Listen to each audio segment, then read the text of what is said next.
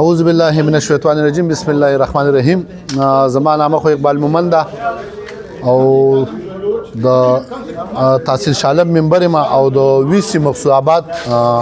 چیرمن ما. څنګه چې تاسو ته پوسو کو د نوې کم پرنس کانفرنس چې نن چې تاسو د 1 جنوري نه کوم آغاز د کوم تاریخ آغاز وکړو نو څنګه چې تاسو ته پته ده زمونږ د صوبه او ورستر روزه هغه په هر حال سره هغه بدمنی دا هغه صحت دی هغه تعلیم دی لکه وګوره څنګه چې تاسو ته پته ده منګه ټیکس ورکو ام وفاق ته ورکو ام صوبې ته ورکو خو چې ځکه ټیکس ورکوم نو په ټیکس کې به ماته دا صحت هم راکړي دا به تعلیم هم راکړي دا به امن او امان هم راکړي دا به روزګار هم راکړي دا به سہولت هم راکړي خو د بدقسمتۍ نه په صوبه کې د ټیکس متبادل سشتا او نه د مرکز د طرفه سشتا. البته مرکز ته موږ ټیکس ورکو بجلی نشته دی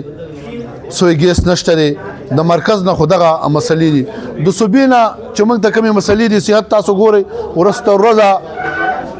بدتر طرف ته روان دی داسې تعلیم تاسو ګورئ زه چې کوم ویلج کونسل چیرمن ما د هغې آبادي تقریبا 25,000 لږ بګ آبادي ده چونکې هغې سره جوخته ګورنمنټ بېنظیر ومن یونیورسټي ده یونیورسټۍ سره هغې سره میډل سکول دی های سکول دی خو چونکې په دې 25,000 آبادۍ کې نه پرایمري سکول د ماشومانو جینکو شته نه د ماشومانو هلکانو شته پرایمري سکول په دې 25,000 آبادۍ کې په دې 25,000 آبادۍ کې د تعلیم دغه صورتحال دی د صحت په دغه ځای کې کو تاسو وکتلو بالکل تاسو یو میټینګ کې ناسو کې هغه ولا بل احتجاج روانه تاسو کې هغه ولا پریس کیم ګډ ولا تاسو فند لیمل شي هغه کله شروع کیږي یعنی منډه کې شروع کیږي تاسو ټیم ورکړه حکومت ته 5 جنوري جی چونکې منګه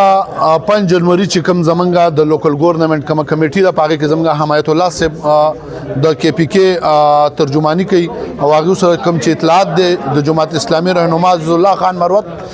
چونکې د دې مخ کې په اسلام آباد په نیشنل پریس کلب کې الته پریس کانفرنس وکړو بیا د اډیاله جیل مخې ته هغې درنه ورکړله بیا د قومي اسمبلۍ مخې ته د هغه احتجاج ریکارډ شو 5 جنوري د بلدیاتي نمایندګانو د صوبایي اسمبلۍ مخې ته درنه را خو دا درنه چونکې زموږ لومبی ځل نه دی دا موږ په 2024 کې وکړې دا موږ په 2023 کې وکړې دا موږ په 2022 کې وکړلې نن چونکې اخري کال له 2-3 میاشتې د بلدیاتي نمایندګانو پاتې دي نو د هغو دا اخري आवाज دی نو ان شاء الله امید دی چې دا یو کامیابی طرف ته لاړ شي خو امید نه لرو د صوبایي حکومت نه.